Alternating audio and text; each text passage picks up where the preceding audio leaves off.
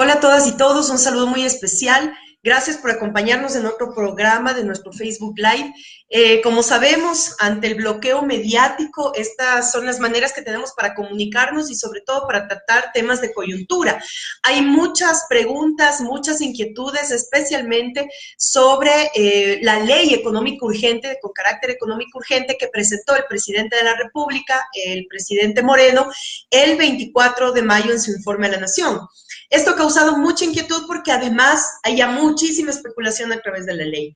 Lo único cierto y lo que queremos tratar en este programa es que esta ley marca absolutamente cuál es la línea y el pago de favores políticos del actual gobierno de Moreno con los grupos económicos más poderosos de este país. Y lo vamos a demostrar a lo largo de este programa con una serie de cuestionamientos, de inquietudes, que hemos recibido de muchos de nuestros compañeros y compañeras y que hemos escuchado de la ciudadanía durante estos días. Realmente, esta ley es una ley que trata sobre amnistía tributaria a sectores económicos, que ya nos vamos a topar. Está disfrazada con un tinte de impulso o de incentivos al sector empresarial, pero ya vamos a ver a qué sector empresarial. Y es una ley que además marca este viraje absolutamente conservador en la economía de nuestro país y en esa política económica. Tomando en cuenta además que llevamos un año, el 24 de mayo, que se cumplió un año de gobierno y que durante el año no habíamos tenido una sola luz de por dónde iba el camino económico del país. Claro que se hicieron varios pronunciamientos, varias propuestas que quedaron solamente en papel.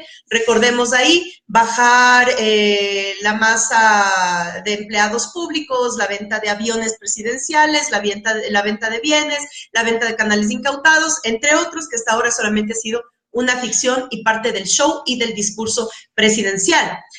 Esta ley, como decimos, ya el 24 de mayo marca absolutamente el viraje conservador y de políticas neoliberales que está implementando el gobierno de Moreno. Esta ley llegó a la Asamblea Nacional, fue abocada ya por el Consejo de Administración Legislativa, que además de una manera absolutamente errónea decidió calificar este proyecto de ley a la Comisión de Desarrollo Económico. Y aquí es bueno decirlo, porque también estas son decisiones políticas. Este proyecto de ley, al tratar tema de impuestos, de amnistías tributarias, temas fiscal, debía ir a la Comisión de Régimen Económico. ¿Por qué no fue a la de Régimen Económico y va a la de Desarrollo Económico? Porque Régimen Económico es presidida por un compañero de la bancada de Principios, de la bancada de la Revolución Ciudadana, el compañero Pavel Muñoz, donde están muchos de nuestros compañeros que además han cuestionado muchísimo el tema de la política económica del gobierno. Por lo tanto, en vez de asumir un debate serio, responsable de contraposiciones económicas, lo que hicieron fue lo más fácil, mandar a una comisión donde quien preside esa comisión es asambleísta morenista. Por lo tanto, el debate que se va a dar al interior de esa comisión tiene que convocar a todos los sectores económicos del país, no solamente a los voceros de las cámaras, sino a la economía popular y solidaria, a los artesanos, al sector turismo, turismo comunitario. Tiene que enfocarse también a un debate de equidad, que nada tiene esta ley no tiene nada de debate de la equidad. ¿Cuál es nuestro reto entonces dentro de la Asamblea? Y esto es un llamado a sus sectores sociales, también presionar para que esta ley no solamente tenga incentivos para los grandes grupos económicos, sino también para la pequeña, mediana empresa, economía popular y solidaria, entre otros. Esa es la razón política por la que el Consejo de Administración Legislativa, el CAL, califica este proyecto de ley no a la Comisión de Régimen, sino a la Comisión de Desarrollo Económico. Pero bueno, vamos a entrar en materia. Como siempre vamos a mostrar algunos gráficos, conforme yo los vaya diciendo, también los vamos subiendo en las redes sociales para que ustedes puedan descargar estas láminas y que sean datos que nos permitan tener recursos argumentales de manera permanente. Bueno, ¿qué es lo que tenemos aquí? Primera parte, deuda tributaria. En la deuda tributaria, el Estado ecuatoriano suma en deuda tributaria más de 4.500 millones de dólares. ¿De quién? De los 206 grupos económicos más fuertes de este país. El 51% corresponden a los 170 grupos más poderosos, entre los cuales 25 principales concentran 2.000 millones de dólares. Estos grupos representan menos del 1% de los contribuyentes a los que se perdonará la deuda. Aquí hay un cuadrito que ustedes lo pueden ver. Aquí está el dinero de elevación fiscal. ¿Qué es lo que podríamos nosotros haber hecho con el dinero de elevación fiscal? Esto, que son 4.500 millones de dólares en evasión fiscal, hubiéramos podido construir 22 hospitales como el 10 de los Seisos, por ejemplo, que es uno de los centros hospitalarios más modernos que tenemos en la seguridad social del país, o 1.000 escuelas del milenio. Esa es la relación. Por eso es que siempre presentamos estos gráficos, porque esto nos sirve como argumentos. 4.500 millones de deuda de los sectores económicos más poderosos de este país hubieran podido construir 1.000 escuelas del milenio o 22 hospitales de primer nivel, como lo merece el pueblo ecuatoriano. Al 2014, 59 grupos económicos del Ecuador poseían 174 sociedades en guaridas fiscales.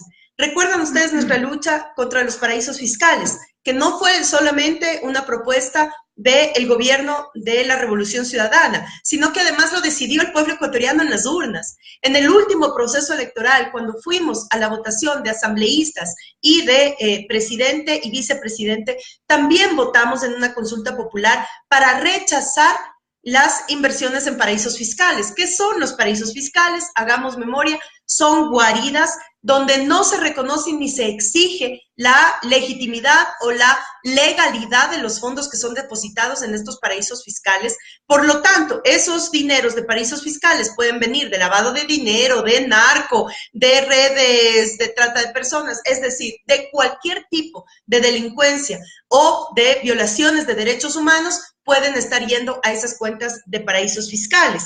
¿Qué es lo que tenemos ahora? Que esta ley también abre y libera las inversiones de paraísos fiscales. Una lucha tan fuerte que nos convirtió además al Ecuador y al gobierno de la Revolución Ciudadana en uno de los puntales en temas de defensa de la transparencia económica, de la lucha contra la corrupción, fue justamente la lucha contra los paraísos fiscales. Pero resulta que esta ley también vuelve a abrir este debate con la oportunidad de volver a las inversiones en paraísos fiscales.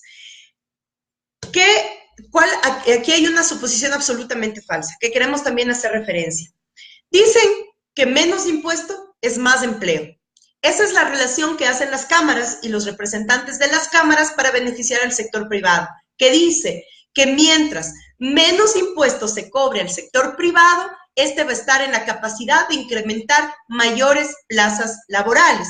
Esta es una relación que es sumamente debatible, que no es una fórmula ni nada menos, simplemente es una receta del Fondo Monetario Internacional aplicada en los gobiernos neoliberales. Entonces, claro, liberación más ventajas para los grupos económicos. ¿Qué quiere decir eso? Y eso también lo hemos alertado durante muchos meses a raíz de las declaraciones del propio ministro de Trabajo del gobierno de Moreno, que esto también estaría promoviendo nuevamente nuevas modalidades de flexibilización laboral a través de las nuevas formas de contrato, pero además también posibilidades de tercerización que lanzan al traste toda la lucha que hemos tenido desde la constituyente de Montecristi para eliminar los mecanismos de tercerización del país. Pero ¿qué pasa con esta suposición falsa de menos impuestos igual empleo? Esta ley dice que bajan los impuestos a las grandes empresas, van a invertir para generar empleos. La experiencia ha demostrado que la mayoría de los casos de que los grandes empresarios utilizan el capital es para el excedente de pago propio, de beneficios propios. Esta ley tiene un trato desigual para las microempresas, eso hay que estar absolutamente claros. Es solamente un grupo pequeño de empresarios que se benefician de esta ley.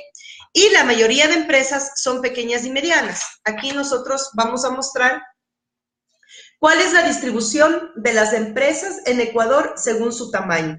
Y aquí nosotros podemos ver en este gráfico que el 95.4% de las empresas del Ecuador son microempresas. No sé si estamos viendo ahí, bueno, como decimos, este gráfico también lo vamos a poner en redes sociales, pero aquí está más o menos dibujado en un pastel cuáles son medianas empresas, pequeñas empresas, gran empresa y las microempresas. Con absoluta claridad, ¿cuál es la fuente? Por si acaso, es la fuente del INEC. El censo económico, el último censo económico del INEC, aquí está absolutamente claro. 95.4% representa a las microempresas, solo el 0.2% son las grandes empresas. 0.2% representan las grandes empresas. Frente al 95.4% de las microempresas. Esto es lo que hay que tener claro también, el momento de identificar cuáles son los beneficiarios de la ley. Yo aquí he escuchado varias veces, y lo he hecho a través de quienes hacen opinión pública, he escuchado y dicen, pero ahora dice que los correístas se quejan de esta ley, si en el correísmo o en la época de la revolución también se aplicaron beneficios tributarios. Sí. ¿Cuál es la diferencia? Lo que les acabo de mostrar, que apenas el 0.2% son de las grandes empresas, quiere decir que esta es una ley, que además es una ley Trole 3, así se le ha titulado esta ley, es una ley Trole 3. Esta ley beneficia directamente el 0.2% de la población ecuatoriana representada a través de las grandes empresas. ¿Qué está dejando por fuera? Ese 95.4% de las microempresas. ¿Qué diferencia había con la época de la Revolución Ciudadana? Que las amnistías y los beneficios tributarios se los daban a las pequeñas y medianas empresas, a la economía popular y solidaria. Eso es lo que no debemos olvidar y esa es la gran diferencia cuando contraponemos cuáles son los beneficiarios de las diferentes leyes y esta es una clara muestra de esto. Además, esta ley plantea la eliminación del impuesto a la renta, del anticipo al impuesto a la renta.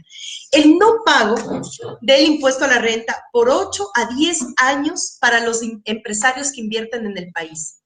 No sé si estamos escuchando esto. No pago del impuesto a la renta por 8 a 10 años para empresarios que inviertan en el país. Esto además con la eliminación gradual desde el 2019 del impuesto a la salida de divisas. Esto siempre lo hemos dicho porque este es un tema que solamente se concentra en los grandes grupos de poder económico. ¿Quién saca divisas de este país? ¿Quién saca dinero y recursos de este país? ¿Quién saca? Los que están dedicados a la exportación, a la importación, los que están dedicados a esa gran empresa, es decir, el 0.2% de la población representada a través de la gran empresa son los que sacan las divisas. ¿Qué es lo que se ha hecho? Regular y poner un impuesto a esa salida de divisas para que cada vez salgan menos divisas de la economía del país, porque además necesitamos proteger la dolarización. Si eso lo tuviéramos claro y las voces que ahora apoyan este proyecto de ley económica urgente, Trole 3, que rehusaban y rechazaban las políticas de protección de la dolarización, nuevamente entran en una absoluta contradicción. La exoneración del impuesto a la renta solo por 3 años para las nuevas microempresas. Ahí está. La apuesta y los incentivos nuevamente en el gran capital. Recordemos, eliminación, o más bien dicho, el no pago al impuesto a la renta de 8 a 10 años para las nuevas inversiones, pero solo por 3 años el no pago para las microempresas. Una muestra más de lo que estamos hablando. ¿Qué es lo que nosotros tenemos entonces al tema de la generación de empleo cuando nosotros decimos que queremos contraponer esta idea de que bajamos impuestos, sube el empleo? Aquí está un gráfico que muestra claramente y desmiente esto. En cuanto a las cifras de la generación de empleo, el 75% del empleo en Ecuador se genera gracias a las pequeñas y medianas empresas. Aquí tenemos igual, aquí está generación de empleo, aquí están las microempresas, grandes empresas, mediana empresa y pequeña empresa. Fuente, nuevamente, Censo Económico, INEC 2010. ¿Qué es lo que nos dice aquí? Que el 75% del empleo en el Ecuador se genera gracias a las pequeñas y medianas empresas. Y la gran empresa a la que se quiere beneficiar genera el 25% de empleo.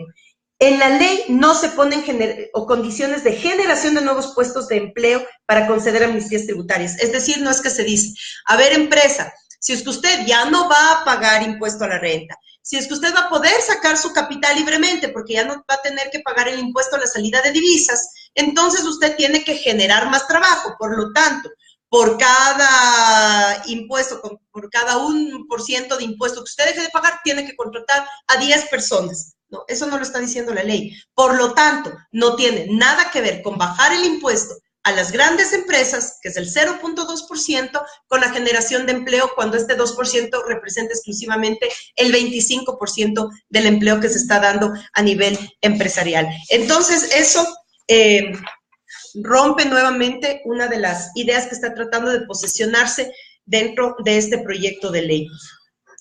En los 10 años de la Revolución Ciudadana, lo que se hizo fue fortalecer muchísimo la responsabilidad fiscal. Esto que tenemos que dejar absolutamente claro, porque con este discurso de que no estaba la mesa servida, de que estuvimos en crisis, etcétera, etcétera, hemos dejado de evidenciar y de valorar las cosas sumamente positivas que se hicieron en la economía del país, como por ejemplo, mejorar de manera sustancial la política tributaria. Y aquí nosotros podemos decir que nuestro sistema tributario fue uno de los sistemas progresistas de la región, pero además que demostró en la práctica triplicar la recaudación. Y aquí no es que se cobraba más a los que menos, no. Aquí la política, recordemos claramente que en un proyecto progresista la redistribución de la riqueza es absolutamente clara y una norma básica de redistribución de la riqueza es quien más gana, más paga, para que el que menos gane, menos pague, pero tenga los mismos derechos. Es una sociedad y es un Estado en un Estado de derechos en los que todos tenemos los mismos derechos. Por lo tanto, tampoco se trata de una política fiscal subsidiaria. Aquí se trata de una redistribución y de una corresponsabilidad. Por lo tanto, cuando nosotros decimos que triplicamos el tema de la responsabilidad tributaria, quiere decir que se empezó a cobrar y se empezó a hacer más duros con aquellos que evadían impuestos. Esos sectores que evadieron impuestos durante décadas, que además aumentaron su capital y su riqueza a través de esta evasión de impuestos y a través de la explotación laboral, empezaron a ser regulados por el Estado ecuatoriano. Y eso es sumamente positivo, porque las cifras nos indican que eso en la práctica sirvió para que el Ecuador mejore sus condiciones, no solamente de redistribución, sino de cierre de brecha de desigualdad, pero además de bajar la brecha de desigualdad, y de generar mayor ingreso tributario. ¿Qué es lo que pasó entonces aquí? Pasamos de 4.600 millones de dólares en el 2006 a 14.000 millones en el 2016. Y en el mismo periodo los impuestos indirectos pasaron de 65% del total recaudado a 53% con una presión fiscal que bordeaba el promedio de la región. Aquí hay un cuadro que quiero mostrárselos. Este es la presión tributaria que nosotros hemos tenido. ¿Cuál es la fuente? Los cálculos de CRES. Aquí está. Los cálculos de CRES en base a datos de la OECD. Aquí está el promedio de América Latina, está en rojo para que ustedes se den cuenta, no sé si ahí estoy poniendo bien la hoja, pero aquí está, el promedio de América Latina es de 16.7. Aquí está el promedio de América Latina. Aquí están todos los países. Y aquí está justamente Ecuador. Ecuador con el 14.6%. Esta es presión tributaria sin contribuciones sociales en el Ecuador. ¿Ya? Estamos viendo entonces. El impuesto a la renta, que es el que se pretende exonerar por 10, 15 y hasta 20 años, el impuesto a la renta que se pretende exonerar de 10 hasta 15 años, representaba en abril del 2016 un 37.5% de recaudación. Es decir, este sería un gran porcentaje de ingresos que dejaría de percibir el Estado ecuatoriano. Aquí tenemos entonces este cuadro donde se ve claramente cuál es el porcentaje en el tema de la recaudación. ¿Qué es lo que permite la recaudación de impuestos? Porque esto es otra cosa. Dicen, es que no tenemos que pagar impuestos porque los impuestos van a pago de salarios. No, los impuestos van a generar desarrollo en el país, a cerrar brechas de desigualdad y justamente a promover la redistribución de la riqueza. Entonces, ¿cómo lo valoramos esto?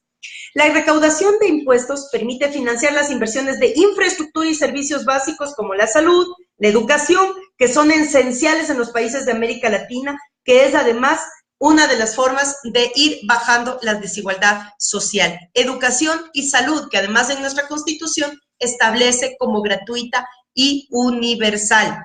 Esto es un tema fundamental. Hoy de mañana justamente yo escuchaba en una entrevista a la gerenta del Banco Central del Ecuador. Entonces ahí en plena entrevista decían, bueno, pero ¿cómo es el tema del Banco Central, el tema de las inversiones, cómo es que está saliendo el recurso del Banco Central? Entre otras estaba explicando la gerenta. Y una de las cosas que ahí entraba en contradicción decía, lo que pasa es que en estos 10 años no había, y ella decía con absoluta claridad, que no hubo nunca una corresponsabilidad del sector privado como lo hubo desde el sector público. La economía en el país se movió a través justamente del tema del aporte que existió desde el sector público, la inversión pública. ¿Qué es lo que pasa entonces? Si nosotros tenemos un ingreso del barril de petróleo que puede ayudar a escuelas del milenio, centros de salud, carreteras hidroeléctricas, termoeléctricas, etcétera, etcétera, etcétera, eso es inversión que sirve para el desarrollo de todos. ¿Qué es lo que hizo el sector privado? Y el sector privado, estas empresas también se beneficiaron directamente de estos sectores, de estas inversiones, fue porque les permitió también generar desarrollo, pero jamás hubo la corresponsabilidad necesaria.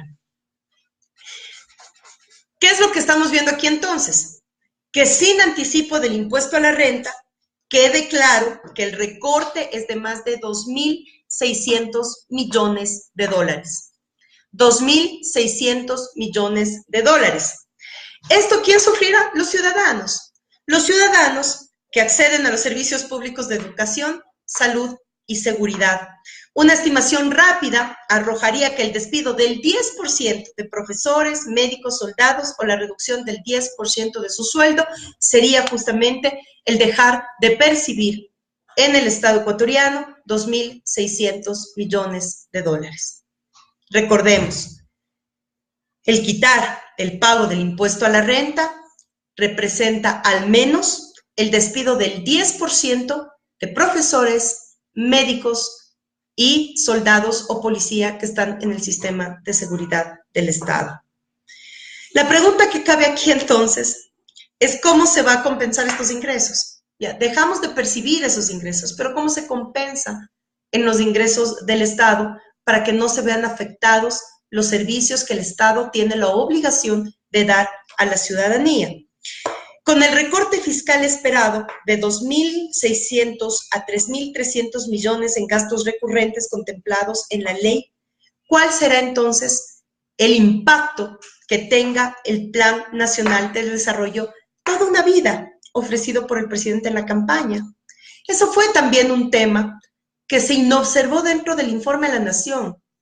Ahí se quiso maquillar las cifras. En el informe a la Nación se quiso decir que había un gobierno trabajando cuando todos hemos visto la ineptitud del gobierno para ejercer el plan Toda una Vida. No solo desapareció la secretaría que regula el plan Toda una Vida, sino que no hay una sola casa. Las que han inaugurado han sido las planes de vivienda empezados o que iniciaron en los últimos años del proceso de la Revolución Ciudadana. No ha habido incremento del bono de desarrollo humano, no hay crédito para emprendimientos, no hay plan Toda una Vida. Entonces, si el Estado va a dejar y va a continuar sin percibir ingresos, perdonando a los evasores fiscales de este país, ¿cómo va a sustentar la política social? Por supuesto que afecta a la inversión pública. Claro que afecta a la inversión pública y eso es lo que ha pasado en un año. Mientras con Rafael Correa hasta el último día se inauguró una obra, en un año hemos visto 0 inauguración de obra. Afecta la inversión pública. Una eficaz recaudación fiscal fue uno de los factores que ayudó e impulsó la inversión pública en el país en los 10 años de la Revolución Ciudadana. Aquí está la inversión pública. No sé si podemos ver y si los gráficos son absolutamente claros. Tal vez ahí en estas letras pequeñitas las podemos ver en esta infografía que vamos a subir ya en redes sociales. Pero aquí está cuánto incrementó. ¿Cuánto incrementó? Del 2008 al 2014 el crecimiento de la inversión pública. Aquí nosotros podemos ver en el 2008, cuando teníamos y bordeaba los 2.700 millones, cómo subió a 7.700 millones. Ese es la inversión pública que apuesta ¿a qué? A generación de empleo. A generación de empleo, a seguridad, a mejores vías, a servicios de calidad, y eso es lo que no podemos ver afectados. Por lo tanto, sí se requiere reglamentar que se maneje un presupuesto del Estado, pero en este caso, lo que quieren hacer es reglamentar el presupuesto del Estado en un déficit fiscal en 0. ¿Qué quiere decir un poco esto para graficar? El Estado ecuatoriano ingresa, ¿qué ingresos fijos tenemos? Impuestos, ingreso fijo. Egreso fijo, gasto corriente. ¿Qué es lo que dice esto? Que cuando se equiparan los dos queda saldo 0. Sí, pero si yo ingreso impuestos y saco en gasto corriente, ¿dónde está la inversión entonces? Y esa es la gran contradicción que presenta esta ley económica urgente. Se regresa al Fondo de Estabilización. Esto ustedes han de haber escuchado, los medios de comunicación lo están tratando, el sector conservador del país y económico pinta que es una ganancia extraordinaria regresar al fondo de estabilización. Pero ¿qué quiere decir en sí mismo este fondo de estabilización? Cuando nosotros decimos que en el presupuesto el ingreso fijo es impuestos y el egreso fijo es gasto corriente, ¿dónde queda el tema de inversión? Entonces, ¿qué dice este fondo de estabilización? Este fondo dice que cuando maneja el porcentaje fiscal en cero, solamente puedes medir el tema de la inversión conforme tengamos el incremento del barril del petróleo, del precio del petróleo. Es decir, que si es que del 2015 al 2017 tuvimos una economía en la que ingresó 0 centavos de ingreso petrolero al presupuesto general del Estado, entonces quería decir que en esos 2 años teníamos que paralizar la economía del país, que no se debía seguir construyendo infraestructura, que no se debía seguir pagando el gasto corriente, que no se podía hacer nada, porque no solamente teníamos el resultado fiscal en cero, sino que además teníamos un déficit, producto justamente de la caída del precio del petróleo. ¿Qué es lo que dice este fondo de estabilización? Solamente podemos dar esa inversión y beneficios sociales cuando haya excedente en el presupuesto del ingreso petrolero. No sé si estamos nosotros observando la magnitud y el peligro para el desarrollo del país de lo que esto quiere decir. Es nuevamente regresar al fondo de estabilización. ¿Qué quiere decir eso? Regresar a las políticas de recomendación del Fondo Monetario Internacional para reducir el tamaño del Estado, que es otro de los propósitos y de lo que hemos venido oyendo durante este año de ejercicio del nuevo gobierno.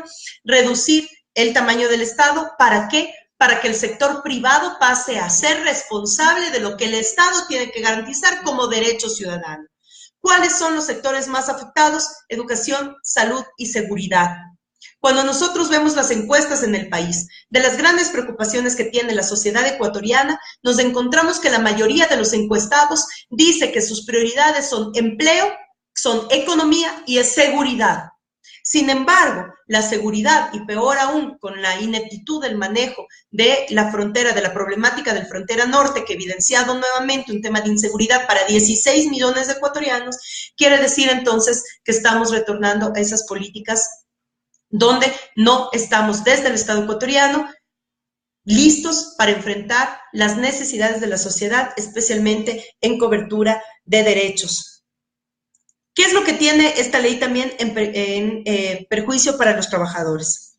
El Servicio de Rentas Internas, el SRI, ha estimado que la remisión, es decir, el perdón de intereses, multas, recargos, a cambio de pago de impuestos, que antes estuvieron en disputa, especialmente en el impuesto a la renta, generará una recaudación de 602 millones en los siguientes 90 días. Las empresas que se acojan a esto estarán reconociendo que escondieron las verdaderas cifras de su contabilidad y de sus ganancias. Eso es, realmente yo quiero ver eso, yo quiero ver ese cruce de datos y de cifras que va a hacer el Servicio de Rentas Internas cuando para ganar un beneficio para el no pago de impuestos van a tener que transparentar sus cifras. Pero si todos estos años han ocultado y han doblado sus cifras o han manejado doble contabilidad para esconder sus verdaderas cifras para no pagar impuestos. Ahora, si quieren acceder a los beneficios que está poniendo esta ley, esos grupos tendrán que mostrar sus verdaderas cifras económicas. Y ahí es donde vamos a ver el gran fraude que estos grupos económicos han promovido y han producido al país. Es una clara violación constitucional de los derechos de los trabajadores que ahora lo que quieran es que la ley que permite actualizar la contabilidad de las empresas también sea para el pago de utilidades de los trabajadores. Hace poco tiempo, hace un par de meses atrás, celebraron muchos trabajadores de la empresa privada el haber quitado el límite de las utilidades. Ustedes saben que más bien al regular ese límite de utilidades, lo que se estaba haciendo es garantizar que todos los trabajadores reciban lo que tienen que recibir en salario y en utilidades. Ahora, ¿qué es lo que pasa con esto? Que las utilidades en doble contabilidad tampoco son justas para los trabajadores. Y que cuando estamos hablando de la remisión de multas, intereses y recargos, también estamos hablando de un perjuicio para los trabajadores. Significará alrededor de 483 millones de utilidades que los trabajadores no van a recibir. También, ojalá, en esto, los grandes defensores de los trabajadores y de los sindicalistas que hoy están vendidos por ciertos intereses al gobierno de turno, se den cuenta que lo que están promoviendo con esta ley es el perjuicio de 483 millones de utilidades que los trabajadores no recibirán, producto justamente de la aplicación de esta ley. También se modifica, aquí ojo, también se modifica la Ley de Seguridad Social de la Policía Nacional. ¿Con el objeto de qué? De poder suprimir y liquidar al personal. ¿Qué es lo que dice esto? Dice que, o dispone que todos los concursos de merecimientos y oposición, pero antes de pasar a esto, aquí en el tema de la Policía Nacional, ¿y por qué? Ojo a la Policía Nacional. Cuando nosotros estamos diciendo que modifica la Ley de Seguridad Social de la Policía, es porque se está poniendo un bono, una bonificación extra a quienes decidan retirarse de la Policía Nacional. Una de las últimas reformas que hicimos en la época de la Revolución Ciudadana daba derechos y responsabilidad a todos los trabajadores. Y dentro de los derechos, cuando un trabajador se retira, que se retire con lo justo. Ahora van a poner una bonificación extra justamente el área de seguridad. A la Policía Nacional que pueda cogerse un bono extra para retirarse de la Policía Nacional. Pero ¿qué es lo que pasa? Achicamos la cantidad de policías para la protección y el cuidado de la ciudadanía. Mientras todavía el Ecuador no cubre el estándar internacional de cobertura de policías por cada cierto porcentaje de habitantes, lo que vamos a hacer no solamente, lo que no estamos haciendo es trabajando para cubrir ese porcentaje que nos dice la norma internacional, sino lo que estamos haciendo es bajándolo aún más. Una de las, como decíamos hace un momento, de las observaciones que nos hace la ciudadanía sobre su preocupación país es la seguridad. Y lo que están ahorita diciendo es que no, que necesitamos una policía más pequeña, un cuerpo policial con menores miembros para que sigan cuidando a la misma cantidad de gente y que incluso va creciendo en el tiempo. En esto también hay otro tema dentro de los trabajadores, que es que dispone que todos los concursos de merecimientos y oposición del servicio público queden suspendidos. Todos. Recordemos que nosotros estábamos tratando de regularizar y de garantizar estabilidad laboral, especialmente en las áreas fuertes, educación, salud y seguridad. No me voy a cansar de decir esto porque todos debemos tener claro cuáles son las obligaciones del Estado frente a los derechos, educación, salud y seguridad. ¿Qué es lo que están haciendo ahora entonces? Diciendo que todos esos concursos de merecimiento que garantizaban estabilidad laboral quedan suspendidos, absolutamente todos. Esto implica despidos masivos, no genera empleo, por supuesto, entonces no es que con esta ley y con el beneficio para las grandes empresas podamos garantizar empleo digno y peor, estabilidad laboral para los trabajadores.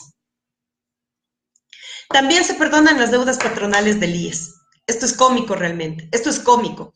Mientras el pueblo ecuatoriano, en una consulta popular, dijo que incluso es delito a quienes que no pagan el aporte patronal al IES de sus trabajadores, es considerado como un delito, hoy dice, no se preocupen, los que no pagaron el aporte laboral al IES, los vamos a perdonar.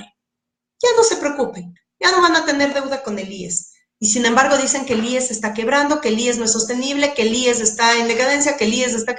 Ahí está, una muestra más de la nefasta demagogia con la que se maneja el gobierno de Moreno. Perdonarán las deudas patronales con el IES después de que por tantos años se hicieron avances significativos en la política laboral en este país y especialmente en la estabilidad y lograr que la mayor cantidad de ecuatorianos tengan seguridad social para garantizar su mejoramiento de calidad de vida. Hay otra parte importante que tiene relación al tema de los cobros de servicios financieros. ¿Qué quiere decir esto?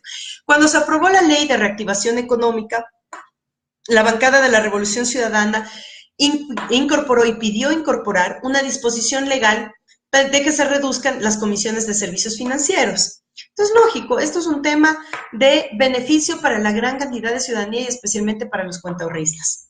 Sin embargo, en esta ley se está incluyendo una modificación a ese artículo para que en vez de reducir, solo se tengan que revisar ciertos montos. Es decir, no tendrán la obligación de reducir servicios financieros, y seguramente no lo van a hacer, para quienes quedan, esto es una muestra más para quienes tenían duda del acuerdo de Moreno con la banca privada. Ya no solamente le entregaron dinero electrónico, les flexibilizaron el manejo de la banca privada, dieron más beneficios para la banca privada, sino que ahora ya no va a haber regulación sobre el tema de los servicios financieros, o la regulación que haya va a ser a una autorregulación de la banca privada prácticamente. Con el tema de la deuda pública, ¿qué pasa con la deuda pública? Se establece que este año se endeudarían en 8,000 millones más, a pesar de que por otro lado se dice que ya se ha superado el 40% del límite de la deuda. Otra demagogia más, otra mentira más. Ustedes han pasado escuchando durante un año que el país está sobreendeudado. Ya lo dijimos nosotros en otro espacio en Facebook Live, que fueron 2 exministros de finanzas del gobierno de Moreno que salieron a decir que no, el país no estaba sobreendeudado, porque además estaban haciendo un harakiri. Es que no es real, primero, no es real, no es verdad, y se estaban haciendo un autogolpe al propio gobierno. Primero, porque los 2 ministros tuvieron que decir en la Asamblea Nacional que la deuda consolidada no sobrepasa el 34%. Por lo tanto, está por debajo del límite del endeudamiento del Estado ecuatoriano. Sin embargo, mantienen la línea comunicacional, el show mediático de que el país está sobreendeudado. Sin embargo, se endeudarían en este año en 8,000 millones más en deuda externa. ¿Qué tenemos como otros temas? Que aquí también principal atención, especialmente a quienes están preocupados por el tema de la minería y han mantenido una preocupación latente por el tema de minería. ¿Qué es lo que tenemos nosotros aquí? Se elimina el impuesto a ingresos extraordinarios por explotación de recursos naturales no renovables. Escuchemos bien. Se elimina el impuesto a ingresos extraordinarios por explotación de recursos naturales no renovables. ¿Qué es lo que hacíamos nosotros? Claro que llegas a un acuerdo, claro que das concesiones, en las concesiones hay acuerdo y ahí, digamos, hay un mecanismo de financiamiento, de recuperación, obviamente, de la inversión, pero cuando hay excedentes, también esos excedentes tienen una corresponsabilidad con el Estado. Porque si hay excedentes, quiere decir que con esos excedentes podemos construir más infraestructura, podemos garantizar más programas sociales, podemos garantizar la aplicación del plan de gobierno. ¿Qué es lo que pasa? No solamente que no cumplen, sino que ahora dicen que no habrá impuestos o intereses por sobre ese ingreso extraordinario de la explotación de nuestros recursos no naturales, no renovables. Esto que quede absolutamente claro. Se legitiman los paraísos fiscales, permitiendo la salida de divisas sin impuesto para el pago de utilidades a empresas de papel cuyos dueños residen en el Ecuador. Se prohíbe el financiamiento del Estado de 5.374 millones a través del sistema financiero público sin incluir el BIES, dejando como única opción endeudarse con bancos privados. Se quiere eliminar el impuesto a la salida de divisas, afectando la balanza comercial y la dolarización. Ojalá, insisto, que quienes antes decían que estaba en riesgo la dolarización por las políticas económicas progresistas, ojalá comprendan que lo único que hicimos fue proteger la dolarización porque sabíamos que eso era también parte de la estabilización económica del país. Ahora quienes defienden esta ley pues tendrán que explicar a la historia cómo pusieron en riesgo y cómo afectaron esta estabilización económica en el país poniendo en riesgo la dolarización. Se elimina la necesidad de seguir los procesos de la ley orgánica del sistema de contratación pública, de las alianzas público y privadas con pretensiones privatizadoras. Un amigo nos decía el otro día que esta ley tiene un montón de frases bonitas y de articulados bonitos para promover una privatización light. A eso vamos, al inicio de procesos de privatizaciones. Grandes conclusiones. En un año de desgobierno y mentiras, el Ecuador sigue sin un plan económico. El gobierno sigue sin mostrar los resultados de las supuestas medidas de austeridad. La semana pasada ya lo dijimos, cuando hicimos la evaluación del año de gobierno de Moreno. Mientras anuncian permanentemente políticas de austeridad, resulta que han subido el 6% el gasto corriente. Yo no entiendo cómo entonces van a defender las políticas de austeridad. El presidente sigue mintiendo a la ciudadanía sobre las cifras de la deuda, mientras sigue emitiendo bonos para endeudarse. Aplica medidas en beneficios de los sectores económicamente más grandes de este país, los que han acumulado realmente la riqueza de este país. No avanza ninguna obra social y no hay beneficios para la economía popular y solidaria, ni para la pequeña ni mediana empresa. El Ecuador está retornando al pasado de una sociedad donde no priman los intereses ni los derechos ciudadanos, nuevamente el capital por sobre el ser humano, y eso será juzgado por la historia. Estos son algunos de los mensajes y de los datos que queríamos darles a propósito del tratamiento, del inicio del tratamiento de la ley con carácter económico urgente, la ley Trole 3. Esto lo seguiremos trabajando durante este mes. Recordemos que son 30 días en los que la Asamblea tiene que tratar esta ley.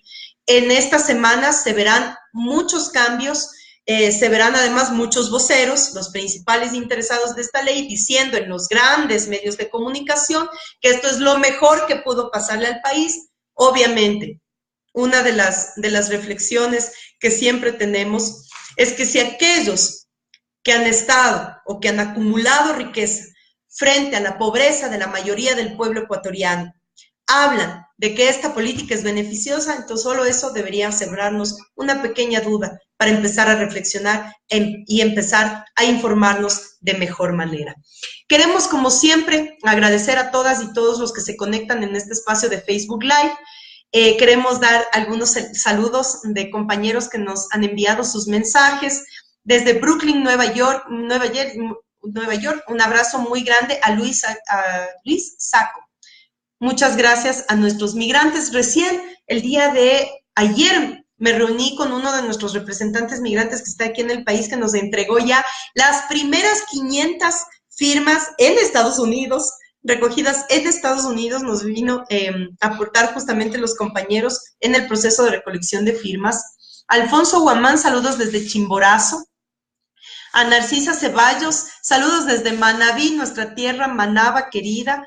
Un saludo muy especial a Durán, a Patricia Fuentes desde Durán, a Michelle Moriano desde el Valle de los Chillos. Claro que juntos volveremos. Gracias, compañera Michelle. A Germania Romero desde el Cantón Naranjal, un abrazo fuerte a nuestros cantones de la provincia del Guayas y especialmente a aquellos sectores o cantones vinculados a la pesca y a todos nuestros cangrejeros. Muchas gracias por ese apoyo y ese mensaje permanente.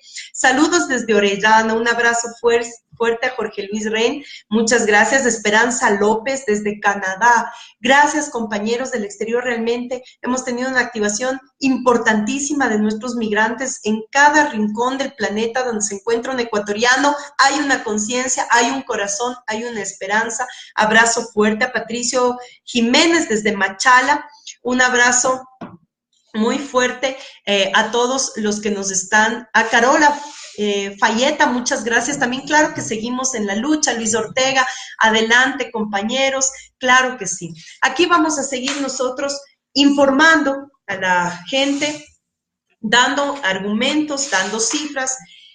Lo que queremos es comprender que cuando estamos hablando de la patria, cuando hablamos del país, cuando hablamos del Ecuador, cuando hablamos de nuestra tricolor, de esos símbolos que nos llenan de orgullo, no estamos hablando de una oposición irracional como la que tuvimos que enfrentar en los 10 años de la Revolución Ciudadana. Aquellos que se quedan con eslogan, aquellos que se quedan con frases construidas, aquellos que tratan de encasillar a la Revolución Ciudadana en desprestigio y deslegitimación. Para ellos no van estos mensajes. Estos mensajes van hacia una ciudadanía que construye conciencia. Los datos, las cifras, los argumentos, el debate de ideas, eso es lo que va a seguir construyendo una patria de dignidad y una ciudadanía más consciente, que no se base en insultos, que no se base en atropellos, que no se base en violaciones de derechos humanos por el hecho de ser oposición. Aquí vamos a construir una oposición a las políticas que nos regresan a un Estado en el que la ciudadanía y la mayoría del pueblo ecuatoriano cada día se ve en retroceso y cada día se ve más atormentada por la realidad del país. Para toda esa ciudadanía, esa sociedad que se está organizando, que se está movilizando y que está dispuesta a defender sus derechos, siempre van a tener este debate de ideas y de argumentos de altura, para que siempre seamos nosotros los que tomemos las mejores decisiones. Queremos solamente cerrar este Facebook Live diciéndoles y recordándoles a todos los militantes o ciudadanos que deseen ser parte de este nuevo momento político de la Revolución Ciudadana y del proceso de reorganización, que estamos en una campaña, primero de desafiliación. Recordemos que para desafiliarnos el trámite es muy rápido. Entramos a la página web del Consejo Nacional Electoral, descargamos el formulario de desafiliación, lo llenamos, adjuntamos una copia de cédula y papeleta de votación y le entregamos en las delegaciones del Consejo Nacional Electoral.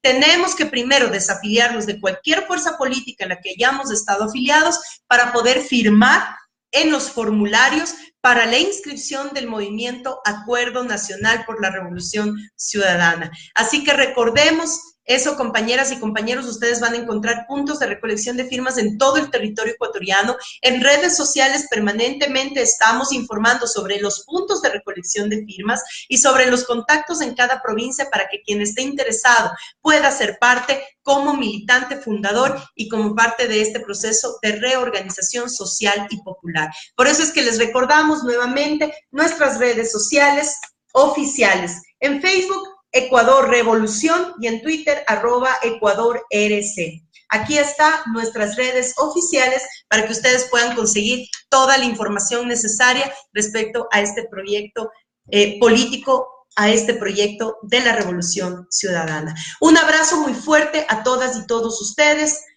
De todo corazón, gracias por acompañarnos cada semana en estos espacios de Facebook Live. Mucha fuerza, mucha firmeza y mucha sabiduría para resistir y vencer. Un abrazo fuerte a todas y todos ustedes.